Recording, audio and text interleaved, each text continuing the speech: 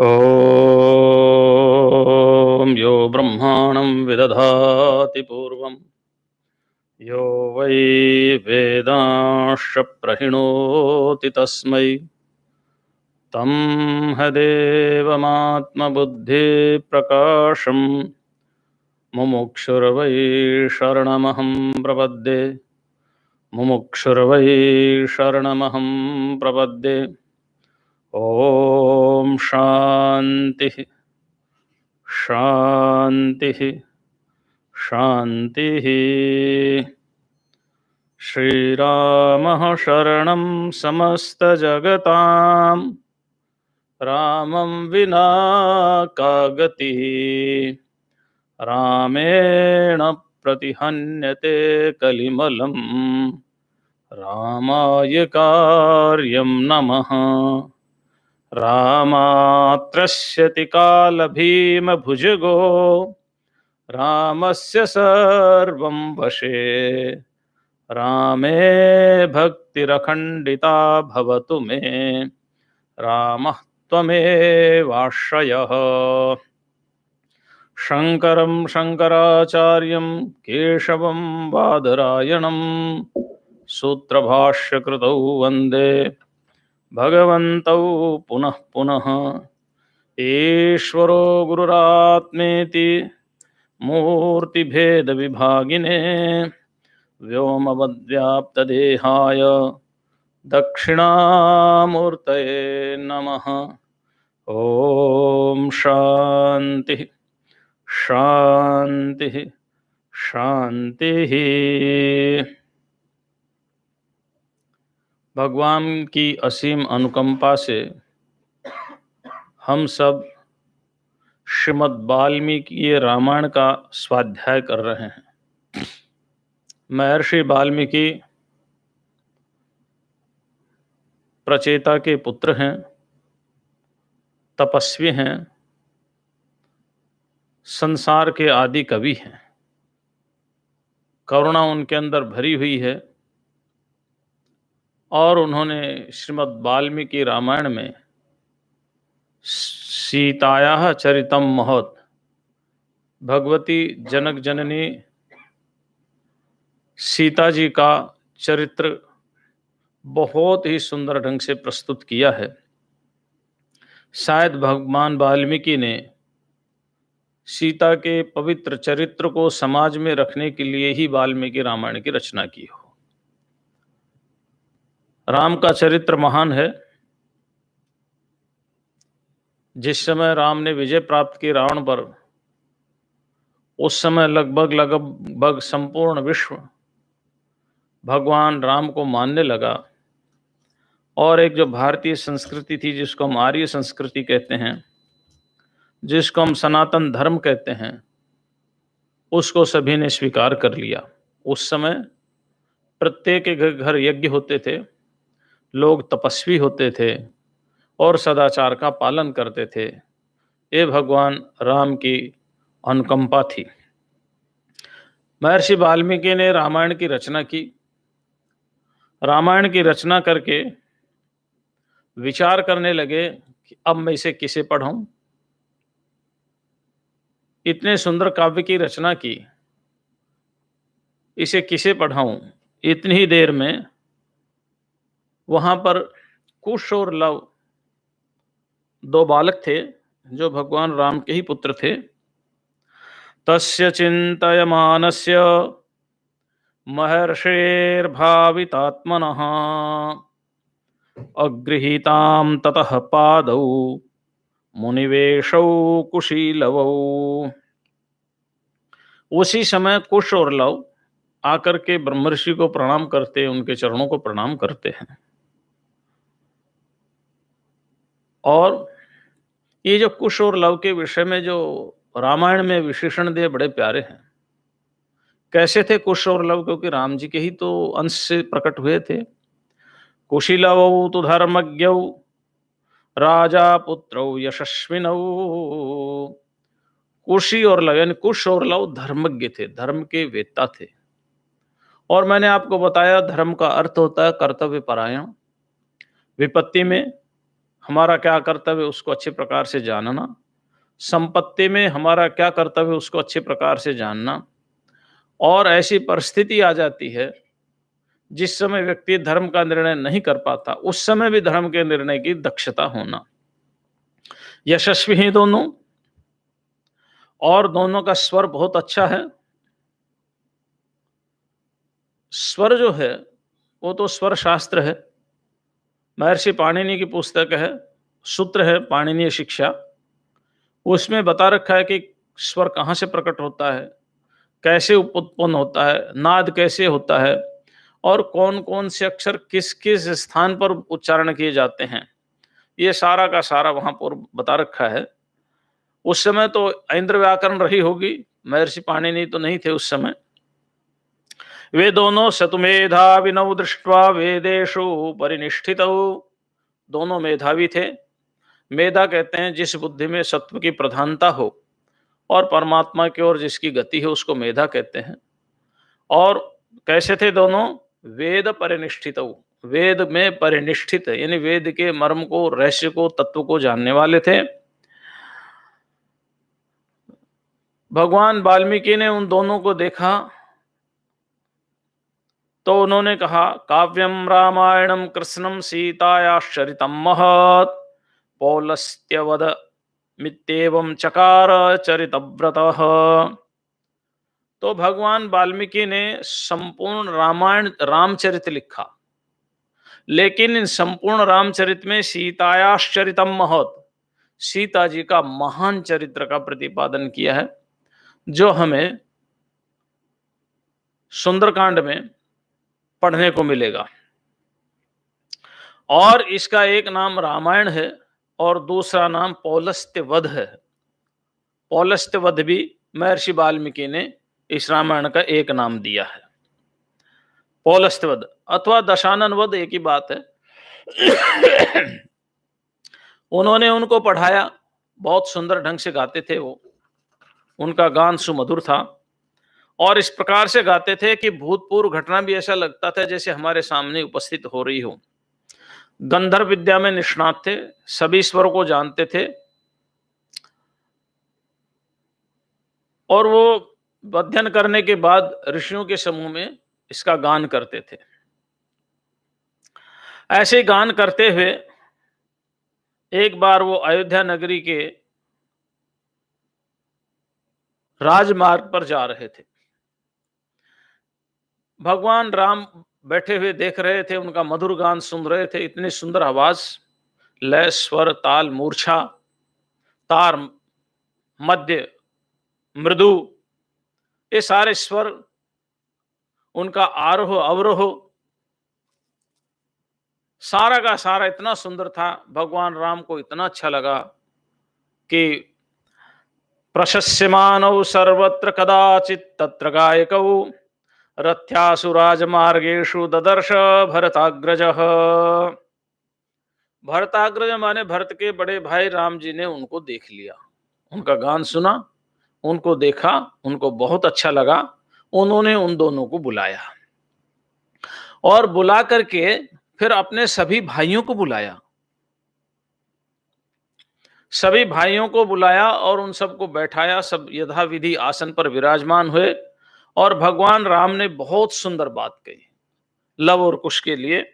उन्होंने कहा कि देखो, ये जो गाने वाले हैं दोनों, ये बहुत मधुर गाते हैं। इनकी वाणी में लय के साथ साथ अपने अनुकूल उच्च, मृदु और मध्य, इन स्वरों का अपने आप संपादन होता है। अर्थ में गंभीरता है, गाते समय ऐसा स्पष्ट गाते कि मानो अर्थ प्रकट हो रहा है। ये दोनों श्वेतामेतदाख्यानम अनयोर्देव वर्चसो हो, ये दोनों ऐसे लगते हैं जैसे देवता के समान हो। विचित्रार्थ पदम सम्यक गायकौ समचोदयत, और ये विचित्र गायक है, ऐसा गायक हमने सुना नहीं है, और ये काव्य क्या है, बहुत अच्छा है।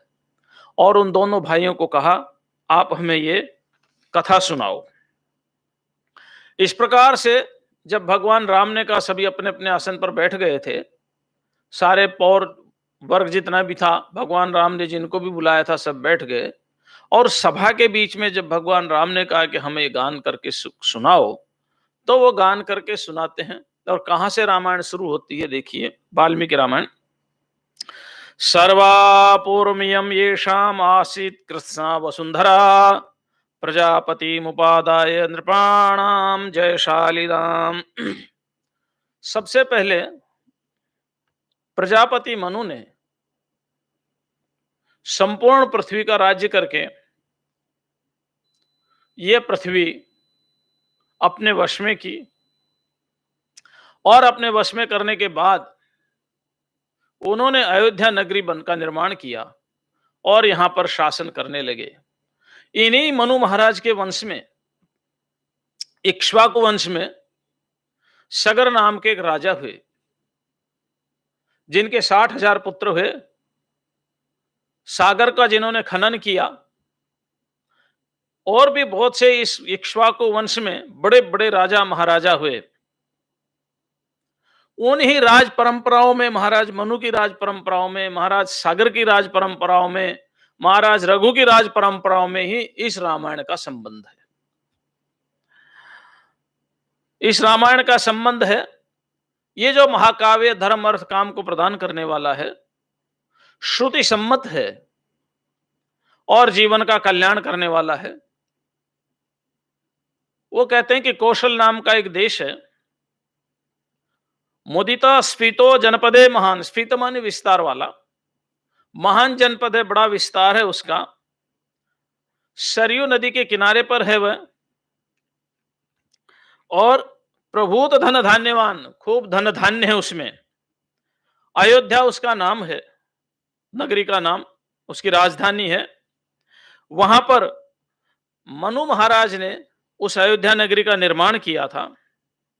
वह 12 योजन तो लंबाई में है और 3 योजन चौड़ी है। राजमार्ग पर अनेक प्रकार के शोभाएं हैं, नाना प्रकार के पुष्प हैं।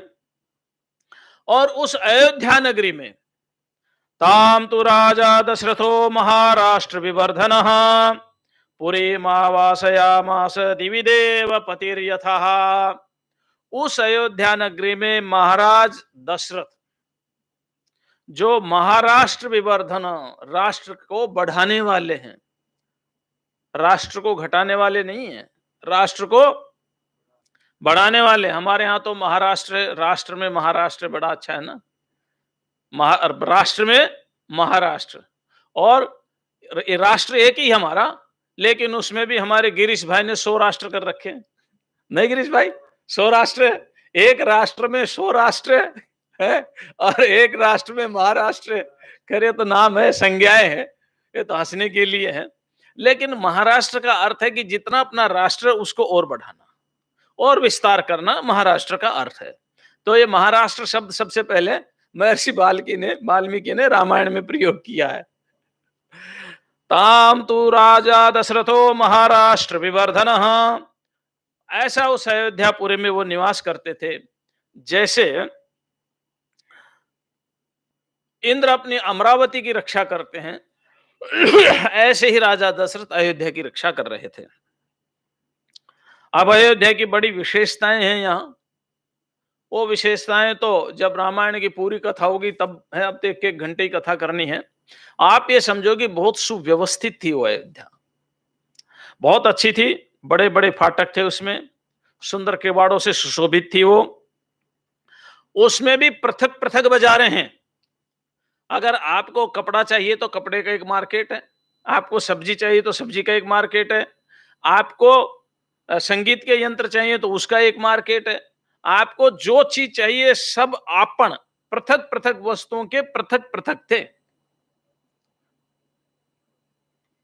बड़ी सुंदर व्यवस्था थी।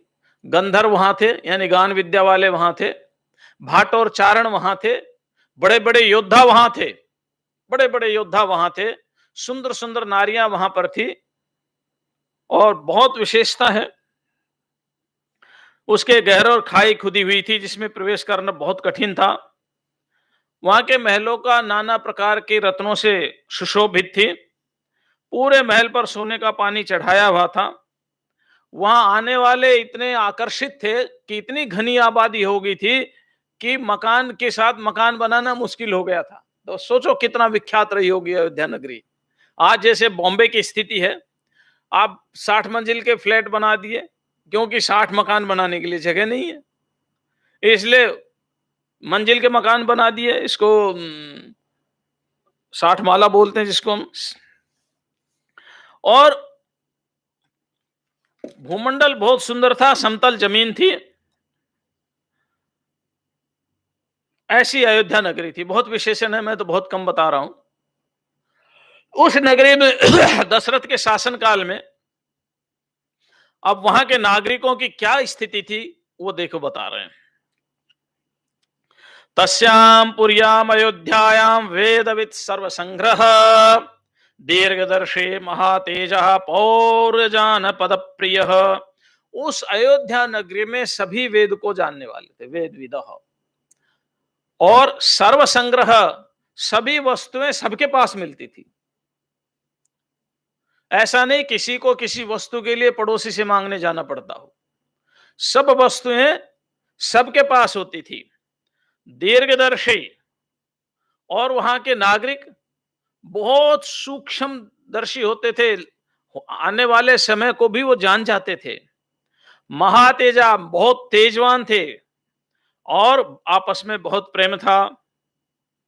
इक्ष्वाकुणाम अतीर्थो यज्वा धर्म परो वशी महर्षि कल्पो राजऋषि त्रिश्लोकेशु विश्रुतः।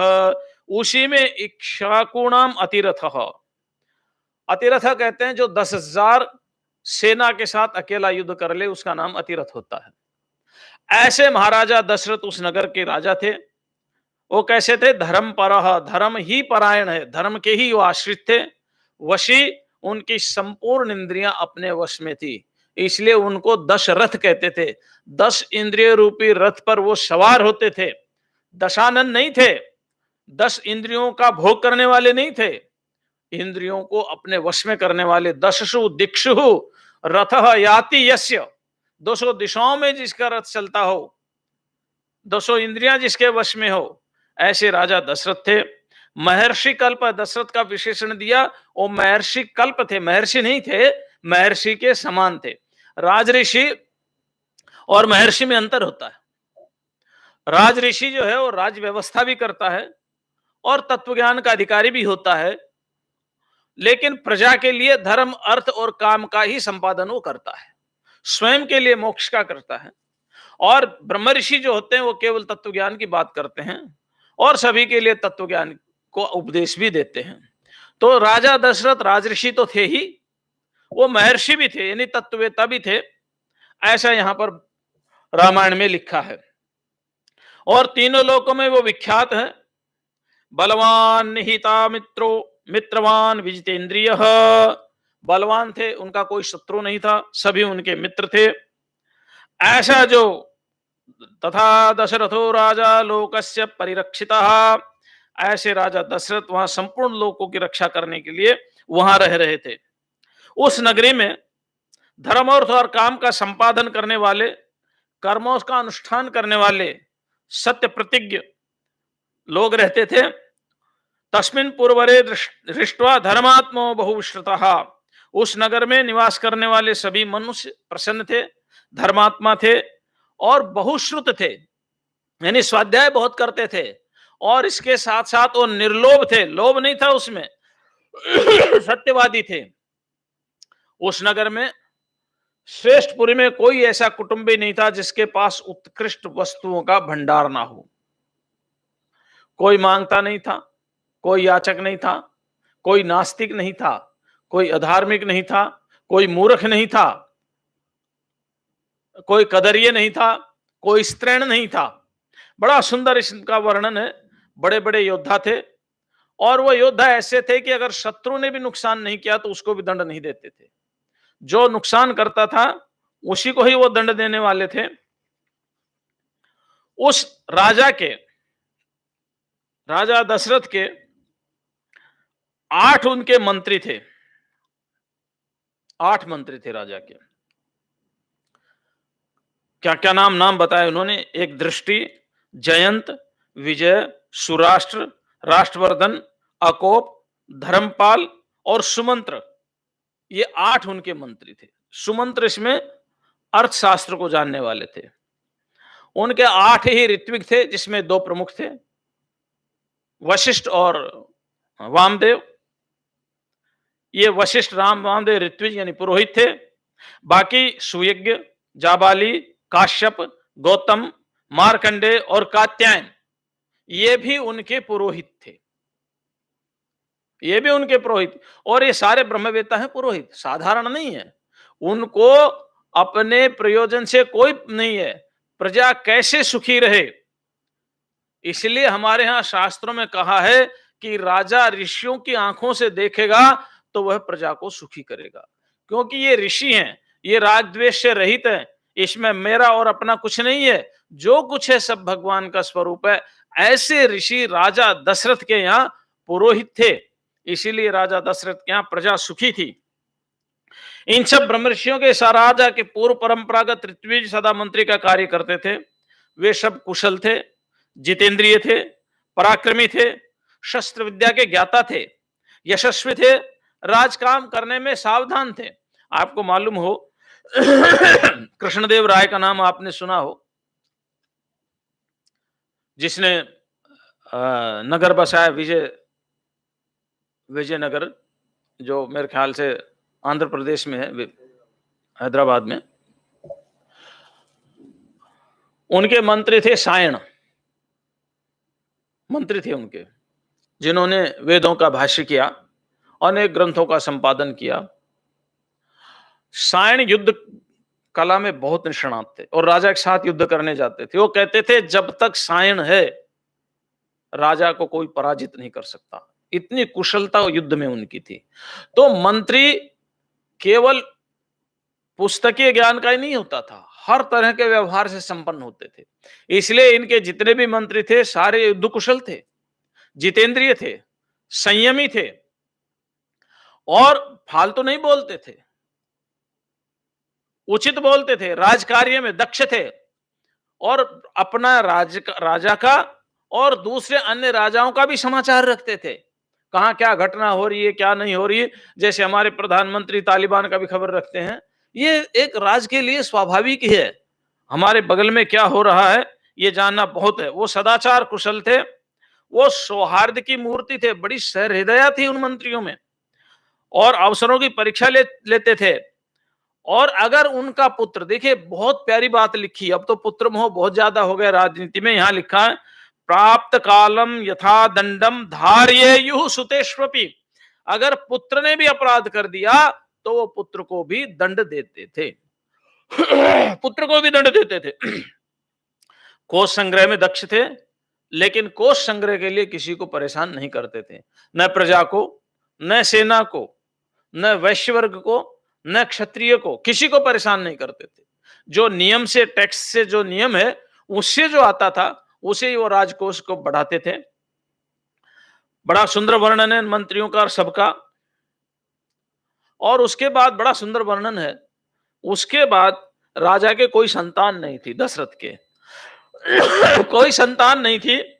तो तस्य चैवं प्रभावस्य धर्मज्ञस्य महात्मनः सुतार्थम तप्यमानस्य नासीद वशंकरः सुतः।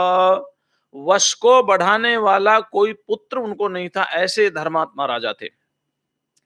चिंतयानस्य तस्यैव बुद्धिरासीन महात्मनः सुतार्थम वाजिमेधेन किमर्थम न यजाम्यहम्। एक दिन वो बैठे हुए थे राजा दशरथ और विचार करने लगे, मेरे कोई वंश चलाने वाला नहीं है, क्यों न मैं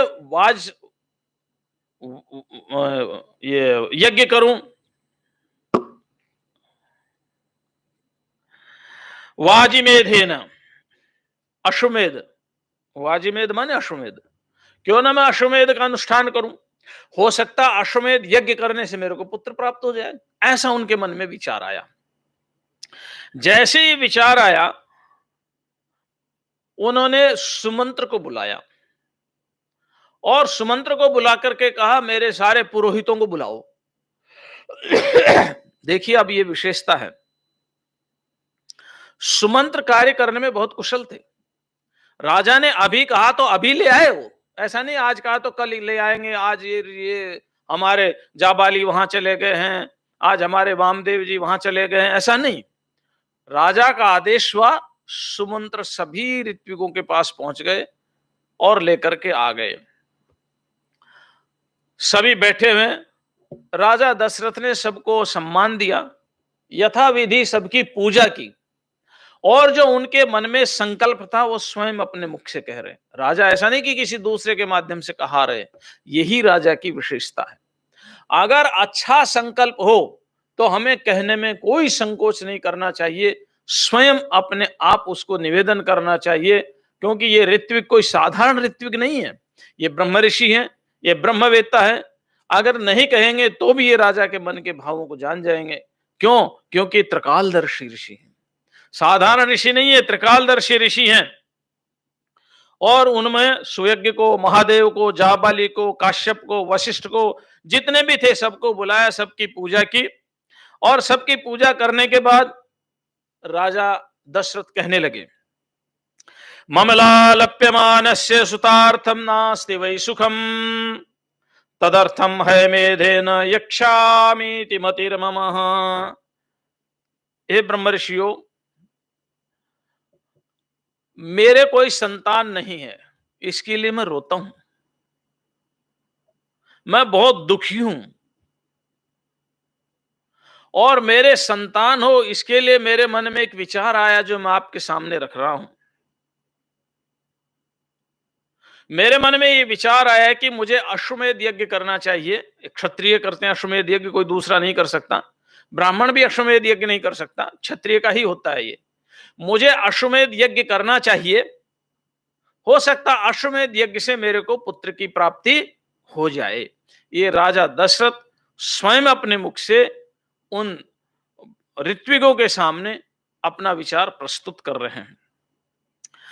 तदहम यष्टुमिच्छामि शास्त्र दृष्टेन कर्मणः, इसलिए मैं अश्वमेध यज्ञ करना चाहता हूं, लेकिन शास्त्र की दृष्टि से। देखो, हमारे यहां अपनी मर्जी से कुछ नहीं होता, हमारे यहां सारा शास्त्र की विधि से ही होता है। इसलिए भगवान कृष्ण ने कह दिया, जो शास्त्र विधि का त्याग करके यज्ञ करते हैं, न उसको यह लोक मिलता है, न उसको परलोक मिलता है, कुछ नहीं मिलता। इसलिए राजा दशरथ कह रहे हैं कि मैं दृष्टि से यज्ञ करना चाहता हूं। कितना यज्ञ का माप होना चाहिए, कितनी उसमें सामग्री होनी चाहिए, कैसे यज्ञ का निर्माण हो, उसकी पूर्व विधि क्या हो, पश्चात विधि क्या हो, यज्ञ की दीक्षा है, अवभृत स्नान है, अनेक प्रकार की यज्ञ में विधियां होती हैं। और उन विधियों से युक्त होकर के जब यज्ञ किया जाता है तो यज्ञ सफल होता है, और नहीं तो आप यज्ञ करते रहो, लोक में एक बार अखबार में आपका नाम तो आ जाएगा, लेकिन अखबार में नाम आने के अतिरिक्त उस यज्ञ का कोई भी फल मिलने वाला। अभी अश्वमेध यज्ञ कर रहे हैं सभी लोग, भाई कौन सा राजा है, किसने घोड़ा छोड़ा है कि या तो मेरे घोड़े को पकड़ के बताओ, नहीं तो मेरी शरण में आओ। ये जो विधि को त्याग करके, शास्त्र विधि का त्याग करके जो काम किया जाता है, देखो एक बात है, हमारे यहाँ शास्त्रों में केवल जो वर्जित है उसी के लिए मना नहीं किया, जो वर्जित नहीं उसके लिए भी मना किया। किसके लिए क्या काम करना है, किसके लिए क्या ना काम नहीं करना है, ये हमें शास्त्र बताते हैं। इसलिए राजा दशरथ कह रहे हैं, शास्त्र विधि से मैं यज्ञ करना चाहता हूं। अगर शास्त्र विधि से नहीं करते तो यज्ञ असफल हो जाता है, यज्ञ में फल नहीं मिलता, उसकी पूर्णता नहीं होती। तो इसलिए क्या कह रहे हैं, क्योंकि उसमें फिर यज्ञ के माध्यम से जो अपूर्व हमें मिलता है, अपूर्व एक शब्द है यज्ञ का, एक पारिभाषिक शब्द मीमांसा का, और वो पारिभाषिक शब्द ऐसे है कि जैसे आज हमने यज्ञ किया, उसका फल हमें 10 साल 5 साल बाद मिलेगा या अगले जन्म में मिलेगा। हम कैसे मान लें, यज्ञ आज किया है, यज्ञ तो खत्म हो गया, यज्ञ तो जड़ है, वो तो पैदल चल के आएगा नहीं। फिर आज किए हुए यज्ञ का फल हमें 10 साल बाद या अगले जन्म में कैसे मिलेगा। तो मीमांसा ने कहा कि जो आप आज यज्ञ शास्त्र विधि से कर रहे हैं, वह शास्त्र विधि से किया गया यज्ञ अपूर्व को पैदा करता है। अपूर्व माने ये समझ लो पुण्य पैदा करता है, और वह अपूर्व ही 10 साल बाद, 20 साल बाद या अगले जन्म में प्राप्त होता है। वही यज्ञ का फल है। अगर विधि पूर्वक यज्ञ नहीं किया जाएगा तो अपूर्व की उत्पत्ति नहीं होगी, और अपूर्व की उत्पत्ति नहीं होगी तो जिस उद्देश्य से हम यज्ञ कर रहे हैं उस उद्देश्य की पूर्ति भी नहीं होगी। इसलिए यज्ञ में अपूर्व की उत्पत्ति होना बहुत जरूरी है, और वो तभी उत्पत्ति होती है जब हम शास्त्र विधि से यज्ञ करते हैं। अब राजा दशरथ, जिसके अधीन सारी पृथ्वी है, वो अपने अनुसार यज्ञ कर सकते थे, लेकिन वो वेद में पारंगत हैं, वो विद्वान हैं, वो राजर्षि हैं। राजर्षि को मालूम है कि किस विधि से यज्ञ कराने से सफल होता है। तदम यष्टुमिच्छामि शास्त्र दृष्टेन कर्मणा कथम प्राप्स्याम्य हम कामम बुद्धिरत्र विचिन्त्यताम। इसलिए मैं अपनी कामना की पूर्ति कैसे करूंगा, अर्थात मेरे को पुत्र कैसे होंगे, हे ऋषियों इस पर आप विचार करो। अब देखो, ये राजा है, राजा कह सकते हैं कि आप बाप बताओ, नहीं, विनम्र निवेदन है, ऋषियों पर छोड़ा है, विनम्रता है राजा में, आप विचार करके बताओ, क्योंकि इस विषय में आप निष्णात हैं। युद्ध कैसे लड़ना वो मेरे से पूछो, यज्ञ कैसे करना है वो आपसे पूछेंगे, और हम क्या, हम सारा काम खुद ही करना चाहते हैं। आए या ना आए, हम तैयार है सारा काम खुद करने के लिए। इसलिए मुझे काम, मेरे जो काम है, मेरी जो इच्छा है पुत्र प्राप्ति की, वो पूरी होनी चाहिए। उसके लिए क्या विधि है, कौन सी सामग्री चाहिए, किस दिशा में यज्ञ हो, यज्ञशाला हो, कितनी बड़ी यज्ञशाला हो, किस किस का समुद्र का जल चाहिए, कुएं का जल चाहिए, या जो भी कुछ चाहिए वो सारा आप बताओ, लेकिन मेरी कामना पुत्र की पूरी होनी चाहिए। अब ये विचार आप करो। इतना सुनते ही महर्षियों ने देर नहीं लगाई। देखिए, बहुत विलक्षण बात यहां रामायण में धीरे धीरे एक एक श्लोक में कही है जीवन की। ये जीवन की बात है। हमें भी कोई काम करना हो तो शास्त्र विधि से करना चाहिए, हमें भी कोई काम करना हो तो उससे विनम्रता आनी चाहिए। और क्या कहा, ततः साध्विति तद्वाक्यम ब्राह्मणः प्रत्यपूजयन् वशिष्ठ प्रमुखः सर्वे पार्थिवस्य मुखे ऋतम। पार्थिवस्य माने राजा के मुख से निकले वाक्य को सुनते ही सारे के सारे कहने लगे, बहुत अच्छा, बहुत अच्छा, बहुत अच्छा। क्यों? ऊचुश्च परम प्रीता सर्वे दशरथम वचः संभारा संभ्रियंताम ते तुर्गश्च विमुच्यताम सर्याश्चोत्रे तीरे यज्ञ भूमि भूमिर्विधीयताम सर्वथा प्राप्स्यसे पुत्रान् अभिप्रेताश्च पार्थिवः यस्य ते धार्मिक बुद्धिर्यं पुत्रार्थमागतः। अब यहां एक बात सुंदर कही है, हे राजा दशरथ, पुत्र की प्राप्ति के लिए आपके अंदर ये सत्वगुण का जो उदय हुआ है, ये जो धार्मिक बुद्धि आई है, ये सत्वगुण का उदय ये बता रहा है कि आपको पुत्र की प्राप्ति अवश्य ही होगी। आपका ही अंतःकरण इसका साक्षी है, क्योंकि आपकी बुद्धि में धर्म का उदय हुआ है। और जब धर्म का उदय हो गया है, और वह धर्म भी शास्त्र विधि से है, मनमर्जी का नहीं है, तो आपका ये जो शुद्धांतःकरण जिसके अंदर धर्म प्रकट हुआ है, ये ही इस बात का साक्षी है कि आपको पुत्र अवश्य ही होंगे। ये देखो ऋषियों की महानता। उन्होंने ये नहीं कहा कि हम प्रयत्न करेंगे, उन्होंने कहा आपका जो कर्म है, आपकी जो सात्विक बुद्धि है, आपकी जो धर्म प्रधान बुद्धि है, वही निर्णय दे रही है कि आपके पुत्र अवश्य होंगे। तो हमारा संकल्प कैसा है? हमारा संकल्प काम करता है। संकल्प अच्छा हो।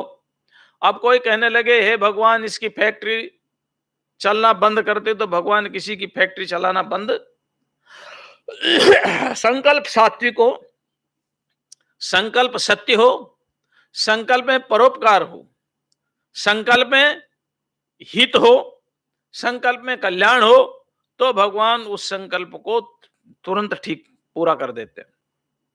इसलिए वेद मंत्र में कहा, योस्मान द्वेष्टि यम वयम च द्विष्मस्तंभो जंभे दद्मः। अरे जो समष्टि के लिए श्रेष्ठ कार्य वो तुरंत हो जाए, और जो समष्टि के लिए श्रेष्ठ कार्य नहीं है वो समाप्त हो जाए। ये समष्टि की बात है। इसलिए ऋषियों ने कहा आपका कार्य अवश्य पूरा होगा। परम प्रीता, परम प्रेम में भर करके ऋषियों ने कहा, क्या कहा? संभारा संभ्रियंताम, यज्ञ की सामग्री इकट्ठी करो। तुर्गश्च विमुच्यताम, और घोड़ा छोड़ दो। ये ऋषि है, इन्होंने देर नहीं किया, विलंब नहीं किया कि महाराज विचार करेंगे, बताएंगे, शास्त्र का अवलोकन करेंगे, चिंतन करेंगे, फिर हम आपको बताएंगे। नहीं, आपकी सात्विक बुद्धि साक्षी है, इसलिए आज ही कार्य प्रारंभ हो जाए। संभारा संभ्रियंताम, यज्ञ की सामग्री को इकट्ठा करो, और तुर्गश्य विमुच्यताम, घोड़ा छोड़ दो आज ही। ऐसा कोई कहेगा? तुरंत काम महाकल्याण, कौन कहेगा ऐसा? अभी घोड़ा छोड़ दो। और शर्याश्चोत्तरे तीरे यज्ञ भूमि विधीयताम, सरयू नदी के उत्तर तट पर यज्ञ भूमि का निर्माण करवाओ।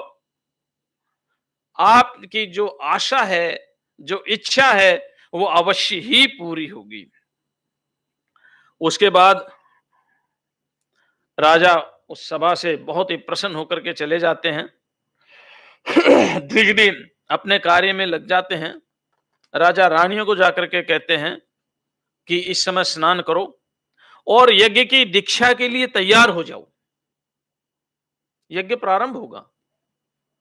यानी ऐसा लगता है कि आज सभा हुई है, कल से यज्ञ प्रारंभ हो जाएगा।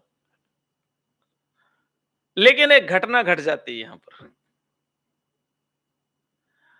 जब राजा गए तो उसके साथ साथ सुमंत भी अंदर चले गए, और एकांत में राजा को पाकर के उन्होंने राजा के सामने एक बात रखी। बात क्या कही? एतत् श्रुत्वा रः सूतो राजानमिदम् अब्रवीत्, श्वेतां तत्पुरावृत्तं पुराणे च मया श्रुतम्।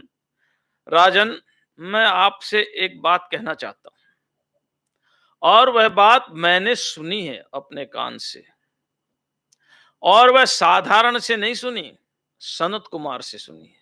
किससे सुनी है? सनत कुमार। ये सनत कुमार कौन है? कि जब ब्रह्मा जी ने सृष्टि का निर्माण किया तो सबसे पहले मानस सृष्टि में सनक, सनंदन, सनातन और सनत कुमार, ये 4 ऋषि प्रकट किए।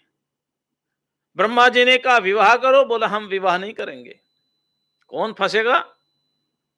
और उन्होंने विवाह नहीं किया। नित्य यौवन 5 वर्ष के बालक, नित्य ब्रह्म चिंतन में लीन, ऐसे सनत कुमार ऋषि के श्रीमुख से सुमंत ने जो बात सुनी है वो राजा को बता रहे हैं। क्या बता रहे हैं? ऋत्विग्भिरुपदिष्टोऽयं पुरावृत्तो मया श्रुतः, सनत कुमारो भगवान पूर्वं कथितवान कथाम, ऋषीणाम सन्निधौ राजस्तव पुत्रागमं प्रति। सनत कुमार ने ऋषियों के सामने आपके पुत्र प्राप्ति का जो माध्यम बताया है, वो ऋषियों के सामने उन्होंने कहा, ओ मैंने भी सुना। क्या सुना? कहने लगे कश्यप के एक पुत्र हैं, उनका नाम है विभांडक। देखो बड़ा प्यारा नाम है। विभांडक किसको कहते हैं? जो खुद भोजन ना बनाए, फल फूल से अपना जीवन, भांड कहते बर्तन को। और जिसके पास भांड भी नहीं है, यानी बर्तन भी नहीं है खाने पकाने का, यानी अग्नि नहीं जलाते थे, कंदमूल फल खा करके ही अपना सारा जीवन व्यतीत करते थे। ऐसा नहीं समझ लेना विभांडक कोई ऐसे वैसे ऋषि थे, बहुत बड़े ऋषि थे, बड़े तत्ववेता थे, और ब्रह्म में ही लीन रहते थे, जीवन मुक्त महापुरुष थे।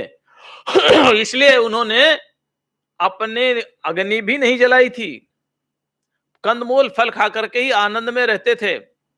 ऐसे थे विभांडक, उनके पास कोई भांड नहीं, बर्तन भांडे भांडा कहते हैं ना बर्तनों को। एक महात्मा थे, उनके यहाँ एक सेवक था, उसका नाम था परमानंद। महात्मा भोजन करते तो कहते हैं खाओ पियो करो आनंद, बर्तन मांजे परमानंद। एक दिन परमानंद के बुखार चढ़ गया, तो महात्मा ने कहा खाओ पियो करो आनंद, बर्तन मांजे परमानंद। तो परमानंद कहता परमानंद के चढ़ गया था भांडे मांजो आप या, तो भांडा माने बर्तन आप ही करो। तो विभांडक माने जिसके पास खाने पीने के बर्तन भी नहीं रखते थे, नहीं थे ऐसा नहीं है, सर्वसमर्थ थे, वो संकल्प से प्रकट कर सकते थे लेकिन रखते नहीं थे। तो कश्यप के पुत्र विभांडक हैं और विभांडक के पुत्र होंगे ऋष्यशृंग, उनका नाम होगा। और ऋष्यशृंग के माध्यम से वो ऋष्यशृंग की विशेषता बताई। पहले ऋष्यशृंग की विशेषता बता देते हैं। वो ऋष्यशृंग वन में ही रहने वाले होंगे, किसी पिता के अतिरिक्त किसी नर या नारी का वो दर्शन नहीं करेंगे, पूर्ण ब्रह्मचर्य से रहेंगे। लेकिन उनका ब्रह्मचर्य दो प्रकार का होगा। एक तो जो ब्रह्मचर्य की दीक्षा होती है, आश्रम होता है उस विधि से, और एक गृहस्थ विधि से भी उनका ब्रह्मचर्य होगा। हमारे शास्त्रों में लिखा है केवल संतान प्राप्ति के लिए, ऋतु धर्म से निवृत्त होने के लिए जब सहवास करता है तो उसको भी ब्रह्मचारी ही बोलते हैं। भोगात्मक वृत्ति मन में नहीं होनी चाहिए, संतान की उत्पत्ति ये मन में होनी चाहिए। तो दो प्रकार का उनका ब्रह्मचर्य होंगे। और तस्यैवं वर्तमानस्य काला समभिर्वर्तत अग्निम शुश्रूषमाणस्य पितरम च यशस्विनः। और उसी समय महाराज एक राजा है रोमपाद अंग देश के, उनकी आपकी बहुत मित्रता होगी ऐसा वो कह रहे थे। ये भविष्य काल का प्रयोग कर रहे हैं सनत कुमार जी। सुमंत जी वर्तमान में बता रहे हैं लेकिन सनत कुमार जी भविष्य काल का प्रयोग कर रहे हैं। राजा कुछ गलती हो जाएगी, उसके राज्य में अनावृष्टि हो जाएगी। एक बात है, राजा अगर पुण्यशाली होता है तो प्रजा को सुख मिलता है, राजा अगर पुण्यशाली नहीं होता तो प्रजा को दुख मिलता है। राजा मानो संपूर्ण प्रजाओं के समष्टि कर्म को अपने साथ रखता है, इसलिए राजा कैसा हो इसके ऊपर निर्भर करता है, देश कैसा है जैसा राजा है। महाभारत में तो बहुत सुंदर प्रसंग है। युधिष्ठिर ने पूछा महाराज राजा काल का कारण है या काल राजा का कारण है? यानी राजा जैसा चाहे वैसा काल अपने राज्य में निर्माण कर सकता है अथवा जैसा समय होता है उसके अनुसार राजा को बनना पड़ता है? तो भीष्म पितामह ने उत्तर दिया इति कालो वा कारणम राज्ञः राजा वा कालस्य कारणम इति ते संशयमाभूत राजा कालस्य कारणम। अरे युधिष्ठिर तेरे को कोई संदेह नहीं होना चाहिए, राजा ही काल का कारण होता है। अर्थात जैसा राजा चाहता अपने राज्य में उसी काल का वो निर्माण कर लेता। कलयुग का, सतयुग का, द्वापर का, त्रेता का, जैसा राजा होता है तो राजा काल का कारण होता है। रोमपाद से कोई गलती हुई, कोई बहुत भारी पाप हो गया होगा, ये तो इसमें नहीं लिखा क्या हुआ लेकिन यहां इतना लिखा है कि उनसे कुछ कर्म ऐसे हो गया जिससे उनके यहां अनावृष्टि हो गई, कुछ कर्म हो गया। अब बहुत वर्ष हो गए, वर्षा नहीं हुई, अकाल पड़ने लग गया। उन्होंने अपने मंत्रियों को बुलाया राजा ने, और राजा ने मंत्रियों को बुला करके इसका कारण जानना चाहा। मंत्रियों ने कारण बताया आपसे कुछ अपराध ऐसा हुआ जिसके कारण अनावृष्टि हुई है, इसका उपाय क्या है? इसका एक ही उपाय, विभांडक का पुत्र ऋष्यशृंग यदि आपके राज्य में प्रवेश कर जाए तो वर्षा होगी, लेकिन उसका विवाह आपको अपनी पुत्र शांता से करना होगा। ये शांता दशरथ की ही पुत्री थी, रोमपाद में और दशरथ में मित्रता थी, इसलिए दत्तक पुत्री के रूप में दशरथ ने अपनी पुत्री रोमपाद को दी थी क्योंकि उनके कोई भी संतान नहीं थी। तो औरस पुत्री ये दशरथ की थी और दत्तक पुत्री ये रोमपाद की थी। उस शांता के साथ आपको इनका विवाह करना होगा। अब राजा ने कहा तो फिर आने के लिए उपाय ढूंढो कोई। ऋषि श्रृंग को लाने के लिए उपाय ढूंढो। उनके पुरोहितों ने कहा ऋषि श्रृंग का लाना बहुत कठिन है, वो वन में रहते हैं, अपने पिता के अलावा किसी को नहीं जानते, उन्होंने नर और नारी का अभी तक दर्शन नहीं किया, वो कंदमूल ही फल ही खाते हैं, उन्होंने न तो कोई गांव देखा है न कोई नगर देखा है, न तो कोई गांव देखा है न कोई नगर देखा है, लेकिन तत्ववेत्ता है, वो सब कुछ जानते हैं, उनका यहां लाना बहुत मुश्किल है। राजा ने मंत्रियों को कहा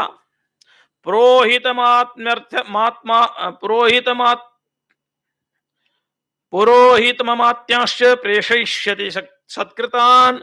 पुरोहित और अमात्य, अमात्य कहते मंत्री को, पुरोहितों को, अमात्यों को, मंत्रियों को कहा जाओ लेकर के आओ।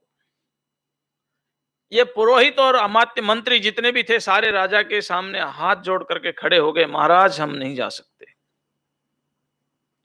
क्योंकि अगर ऋषि श्रृंग ने कुछ कह दिया हमारा विनाश है, और ऋषि श्रृंग ना कहे तो विमांडक तो हमारा विनाश कर ही देंगे, क्योंकि अब ये यहां तो इतना विस्तार नहीं है, अन्यत्र ऐसा विस्तार है कि विषय वासनाओं में पड़ करके बड़ा भारी अनर्थ हुआ, तो विभांडक ऋषि ने संकल्प किया कि मैं अपने पुत्र को नर के या नारी के दर्शन ही नहीं करने दूंगा।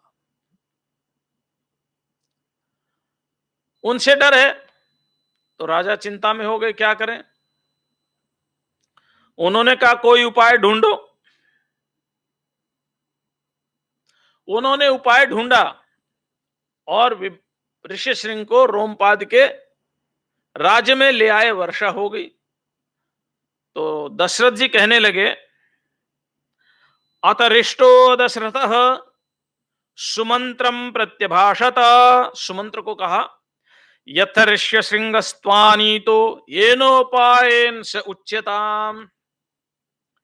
भाई जिस उपाय से ये ऋष्य श्रृंग रोमपाद के राज्य में आए उसको जरा विस्तार से बताओ, बड़ा अच्छा लग रहा है, एक ऋषि के आने से संपूर्ण जीवों का उद्धार हो जाता है, पूरे राज्य का उद्धार हो गए एक ऋषि के राज्य में पैर रखते ही। इसलिए वेदों में कहा है भूति कामो ह्यर्चयेत ब्रह्मवित्। अगर कोई ऐश्वर्य चाहता है तो ब्रह्मज्ञानी की उसकी सेवा करनी चाहिए, उसको जगत का भी ऐश्वर्य मिलेगा, परमार्थ का भी ऐश्वर्य मिलेगा, परमात्मा की कृपा भी होगी। सुमंत्र के ऐसा, राजा के ऐसा कहने पर सुमंत्र विस्तार से कहने लगे। जब सभी पुरोहितों ने मना कर दिया तो राजा ने कहा इसके लिए कोई उपाय सोचो। तो फिर पुरोहितों ने कहा कि हम उपाय सोचेंगे। और क्या उपाय सोचा। ऋष्य श्रृंगो वनचरस्तपस्वाध्याय संयुतः अनभिज्ञस्तु नारीणाम विषयाणाम सुखस्य च। वो वनचर हैं, वन में विचरण करने वाले हैं, स्वाध्याय निरत हैं, तपस्वी हैं, लेकिन उन्होंने अभी तक विषय सुख का अनुभव नहीं किया है, उन्होंने नारी के दर्शन ही नहीं किए। इंद्रियार्थैरभिमतैर नरचित्त प्रमाथिभिः पूर्मानयिष्याम क्षिप्रम चाध्यवसीयताम। मनुष्य को के चित्त को मथ डालने वाले, मनोवांछित फल को प्रदान करने से व्यक्ति वश में आ जाता है। पुरोहित ने कहा हम प्रयत्न कर रहे हैं। तो क्या प्रयत्न किया। गणिकास्तत्र गच्छन्तु रूपवत्यः स्वलंकृतः प्रलोभ्य विविधोपायैरान्वेष्यन्ति सत्कृतः। हमारे नगर की जितनी रूपवान गणिकाएं हैं, देखो ये बड़ा विलक्षण विषय है, और विलक्षण विषय ये कि गणिकाएं हर समय रही हैं और राजा इनका उपयोग समय समय पर शत्रु संहार के लिए भी करते रहे। विषकन्याएं भी रही हैं, विषकन्याओं का भी राजाओं ने शत्रु संहार के लिए उपयोग किया है, आज भी है। हम टीवी में अखबार में नहीं पढ़ते कि वो पता नहीं क्या शब्द है वो, उसमें फंस करके, हनी ट्रैप, हनी ट्रैप में फंस करके पाकिस्तान को हमारे देश की सेना की सारी जानकारियां दे रहे थे। ये जो हनी ट्रैप ही है, ये क्या है? ये हनी ट्रैप है। तो जैसे आज हनी ट्रैप में फंसते हैं, ऐसे ही जब से सृष्टि बनी है, जब तब से ही धर्म अधर्म रहा है, न्याय अन्याय रहा है, देवासुर संग्राम हो रहा था, देवताओं ने अमृत का पान कर लिया था, असुरों का संहार करने जा रहे थे, बलि मारा जा चुका था, सारे असुर समाप्ति की ओर थे, तो नारद जी भगवान के पास गए, प्रभु आप क्या कर रहे हो, सारे असुर मारे जाएंगे। अगर ये सारे असुर मारे गए तो देवताओं में ही असुर बनना शुरू हो जाएंगे, ये तो सदा से ही रहना है। भगवान देवताओं के पास आए और कहने लगे संपूर्ण असुरों का संहार मत करो। तो इसी तरह से ये व्यवस्था सृष्टि के आदि से ही रही है। कोई अब ये आप सोचो रामायण में ऐसी बात क्यों लिखी है? ये तो राज्य व्यवस्था है, साम दान दंड और भेद तो ये व्यवस्थाएं रही है, किसी भी तरह से शत्रु पक्ष को अपने वश में करना है। महाराज सुंदर गणिकाओं को तैयार किया, उनको पुरोहितों ने और अमात्यों ने बढ़िया पाठ पढ़ा दिया कि आपको कैसे वश में करके लाना है। महाराज ये सुंदर गणिकाएं, अब मैं संक्षेप में कहूंगा क्योंकि विस्तार से कहना थोड़ा, ग्रंथ एक अलग बात है, समाज मर्यादा एक अलग बात है। इनके रूप रंग यौवन का वर्णन है, जो एक सन्यासी के लिए उनका वर्णन करना अच्छा नहीं लगता। वो जाकर के जहां ऋष्य सिंह रहते थे उससे थोड़ा पहले, और वहां जाके रहने लग गई और उनकी प्रतीक्षा करने लग गई। रूप यौवन संपन्ना श्रृंगार युक्त होकर के हो गई थी कि कब ऋषि श्रृंग आए। बहुत दिन हो गए वो अपने आश्रम से बाहर ना निकले, वो तो स्वाध्याय निरत हैं, तपस्वी हैं, ध्यान में रहने वाले हैं। लेकिन संयोग से एक दिन वो अपनी कुटिया से निकल करके उधर ही आ गए जिधर ये वारांगनाएं थी। पहली बार उन्होंने ऐसा देखा था, देखा ही नहीं था किसी नर नारी को। तो जैसे ही सुंदर सुंदर वारांगनाओं को देखा, उनके आभूषणों को देखा, उनके वस्त्रों को देखा, तो ऋषि श्रृंग ने सोचा कि ये प्राणी कहां से आ गए, ये तो जंगल में रह रहा हूं, ऐसे तो जंगल के प्राणी मैंने आज तक देखे नहीं, ये तो जंगल के प्राणी कहां से आए, नए आए हैं। और उस ऋषि श्रृंग को देख करके सारी वारांगनाएं उनके चारों ओर घिर गई, सुंदर सुंदर संगीत गान करने लग गई, मृदंग वादन करने लग गई, वीणा बजाने लग गई, और बहुत ही भाव से, हास विलास से ऋषि श्रृंग से पूछने लगी, हे ऋषि आप कौन हैं, आप कहां से हैं, आप इस एकांत वन में कैसे रह रहे हैं। अब उनकी मधुरवाणी को और उनके रूप यौवन संपन्न को देख करके ऋषि श्रृंग ने सोचा कि ये कोई बहुत अच्छे प्राणी हैं जो मेरा इतना मान सम्मान आदर कर रहे हैं। उन्होंने अपना सारा वृत्तांत बताया कि मेरे पिता का नाम विभांडक है, मैंने आज तक किसी प्राणी के दर्शन नहीं किए, मैं नित्य स्वाध्याय में निरत रहता हूं। तो वो सारे के सारे कहने लगे, याश्रम पदोस्माकं समीपे शुभ दर्शनः करिष्ये वोत्र पूजां वै सर्वेषां विधि पूर्वकम। विभांडक ऋषि ने कहा, हे प्राणियों, उसको नहीं मालूम है नर है नारी है, आप चलो, मेरा आश्रम पास में ही है, मैं वहां आप सबको ले जाऊंगा और आपकी विधि पूर्वक पूजा करूंगा। विभांडक ऋषि श्रृंग ने तो सोचा है भी कोई ब्रह्मज्ञानी जीव होंगे, उनको नहीं मालूम था तब तक। और जैसे ही वो नारियां नाचती गाती, हास विलास विनोद कटाक्ष से वहां पर गई, तो उन्होंने फलमूल खिलाए और ये स्वादिष्ट व्यंजन लेकर के गई थी, लड्डू इत्यादि। इन्होंने कहा ये हमारे फलमूल हैं, आप खाओ।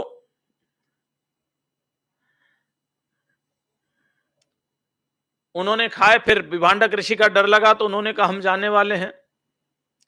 तो अस्माकमपि मुख्यानि फलानि मानि हे द्विज गृहाण विप्रम भद्रम ते भक्षयस्व चमाम चिरम।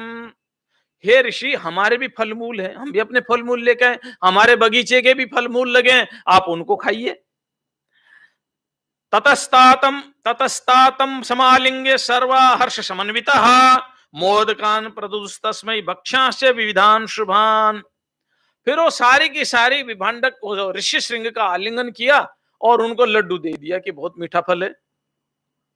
ऋषि श्रृंग ने लड्डू खाया, उन्होंने कहा ऐसा फल तो मैंने कभी देखा नहीं, मेरे यहां तो नहीं लगता।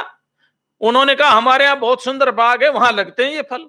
अब ऋषि श्रृंग को नहीं मालूम ये लड्डू है कि फल है, वो तो उसको फल समझ के खा रहे थे। और भी अनेक प्रकार के मधुर मधुर वो व्यंजन देके गई थी, लेकिन व्यंजन देते हुए ये कहा था कि हमारे फल है, हमारे वृक्षों पर लगते हैं। सुंदर हाव भाव, रूप यौवन संपन्न, चित्त को आकर्षित करने वाले देख करके विभा वो तो चली गई। विभांडक ऋषि का मन नहीं लगा, मन नहीं लगा। और मन नहीं लगा तो गतासु तासु सर्वासु काश्यपस्यात्मजो द्विजः अस्वस्थ हृदयश्चासी दुःखाच परिवर्तते। अस्वस्थ हृदय वाले हो गए और दुख मनाने लग गए कि कितने सुंदर वो प्राणी थे, कितनी अच्छी वो बातें कर रहे थे, कितने मधुर मधुर वो फल लेकर के आए थे और हमें छोड़ करके चले गए। वो कैसे प्राणी थे, वो विचार करने लग गए। और रात भर नींद नहीं आई, क्योंकि मन स्वस्थ नहीं रहा, उनका हृदय स्वस्थ नहीं रहा, उनके बारे में चिंतन करते रहे। सुबह उठ करके सबसे पहले स्नान इत्यादि संध्या वंदन करने के बाद, नित्य कर्म करने के बाद वो उन्हीं के पास पहुंच गए और उन स्त्रियों ने घेर लिया उनको। वो तो वारांगनाएं थी। कहने लगे चलो हम अपना बाग दिखा के लाते हैं, उद्यान, जहां से हम ये फल लेकर के आए थे। महाराज ऋषि को मालूम नहीं था कि फल पेड़ पर नहीं लगते, वो मालूम नहीं था उनको। उन्होंने कहा चलो मैं भी देखूं उद्यान कैसा है, कहां है। और उनको गीत वाद्य नृत्य के द्वारा ले जाते हुए नाव पर बैठाया और नदी पार करते ही रोमपाद का राज्य शुरू हो जाता था। जैसे ही रोमपाद के राज्य में ऋष्य श्रृंगी ने पैर रखा, वर्षा हो गई। ऋष्य श्रृंग समझ गए कि रोमपाद समझ गए कि ऋष्य श्रृंग हमारे राज में प्रवेश कर गए। वो अपने अमात्यों और मंत्रियों को लेकर के और पुरोहितों को लेकर के तुरंत ऋष्य श्रृंग के पास आए, उनका स्वागत किया, सत्कार किया, उनकी पूजा की विधि विधान से और अपने महल में लेकर के गए। अब देखो एक बात हम आपको बताएं, यहां ये ठीक है कि ऋष्य श्रृंग को नर नारी का भेद नहीं मालूम था, ऐसा यहां कहा है। लेकिन एक ऋषि ब्रह्मचर्य का पालन कर रहा है, उसको कैसे नहीं मालूम होगा? नर नारी का तो मालूम होगा, मुझे किससे बचना है ये तो मालूम होगा। ऋषि को सब कुछ मालूम है, लेकिन सब कुछ मालूम होते हुए बाहर की दृष्टि से, चूंकि अब तक वन में ग्राम में नहीं गए, अब तक नगर में नहीं गए, अब तक नर नहीं देखा, नारी नहीं देखी, तो कैसे अभिव्यक्त करें? ये सब कुछ जानते हुए भी अनजान बन करके कि मुझे नहीं मालूम ये नारी है या नर है या कोई प्राणी है या पशु है या क्या है, मुझे नहीं मालूम ये लड्डू रसगुल्ला चमचम रसमलाई ये फल है या कोई मिठाई है, मुझे नहीं मालूम। ऐसा करके रोमपाद के यहां चले गए। रोमपाद ने स्वागत सत्कार किया और फिर अपनी पुत्री का विवाह ऋष्य श्रृंग के साथ कर दिया। सुमंत्र ने कहा राजन, वो ऋष्य श्रृंग रोमपाद के भी दामाद हैं और आपके भी दामाद हैं, दोनों के दामाद हो गए। अब आप अपने मित्र रोमपाद के यहां जाइए या किसी भी विधि से ऋष्य श्रृंग को बुलाइए, वो ऋष्य श्रृंग यज्ञ करेंगे, अश्वमेध यज्ञ, और उस अश्वमेध यज्ञ से फिर आपको 4 संतानों, 4 पुत्र होंगे, एक नहीं 4। ऐसा सनत कुमार ने ऋषियों के समक्ष ये बात कही है जो मैंने आपको कह दी। अब ये देखिए राजा को बड़ी प्रसन्नता हुई। अब शेष कथा तो कल करेंगे, लेकिन राजा की एक विशेषता दशरथ की मैं यहां बता रहा हूं जो रामायण में लिखी है। राजा ने ये नहीं कहा सुमंत्र तुम ही जाओ, रोमपाद को मैं संदेश दे देता हूं, पत्र लिख देता हूं, वो मेरे मित्र हैं और ऋषिशृंग को भेज देंगे। नहीं नहीं, यज्ञ विधि पूर्वक होना है, यज्ञ शास्त्र विधि से होना है। अगर वशिष्ठ जी ऋष्य श्रृंग को लाने के लिए मना कर देंगे तो दशरथ ऋष्य श्रृंग लेकर के नहीं आएंगे, क्योंकि वशिष्ठ ऋषि ब्रह्मवेत्ता हैं, वामदेव ब्रह्मवेत्ता हैं, वो अपने संकल्प से भी मुझे पुत्र प्रदान कर सकते हैं। लेकिन हम अपने घर के पुरोहित को तिरस्कार करके बाहर से किसी को बुलाएं, ये शास्त्र विधि के अनुसार अनर्थ है, यज्ञ की दृष्टि से अनर्थ है, शास्त्र विधि का अतिक्रमण है। राजा दशरथ ने कहा, सुमंत्र मेरे सारे पुरोहितों को बुलाओ, मैं उन सब के सामने यह बात रखूंगा। राजा स्वयं उस समय वशिष्ठ जी के पास गए और वशिष्ठ के सामने सुमंत्र के द्वारा बताई हुई सारी बात बताई है, और उसके बाद सभी मंत्रियों को, पुरोहितों को बुलाया है और सभी पुरोहितों के सामने ये बात रखी है। ये है शास्त्र विधि। नहीं तो राजा थे, आदेश कर देते अपने अमात्यों को, मंत्रियों को, जाओ लेकर के आओ, वो मेरे मित्र हैं और मेरे दामाद भी हो गए। अब तो ऋष्यशृंग मित्र के नाते राजा उनको आदेश करेंगे और दामाद के नाते ऋष्यशृंग चले आएंगे। लेकिन नहीं, यही मर्यादा है जो रामायण में हमें पदे पदे दिखाई देती है, स्थान स्थान पर दिखाई देती है।